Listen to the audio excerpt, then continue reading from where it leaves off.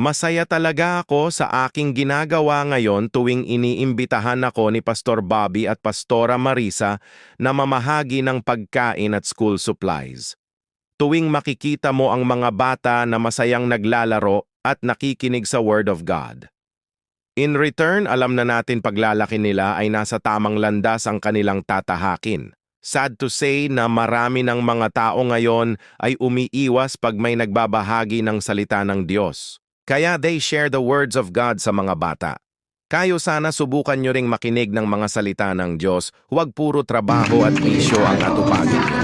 Hindi ko ito ginagawa for content, but believe me, nakakagaan ang bigat ng dibdib tuwing nakarinig ako ng salita ng Diyos. Amen and God bless them. Please share this video. Thank you so much.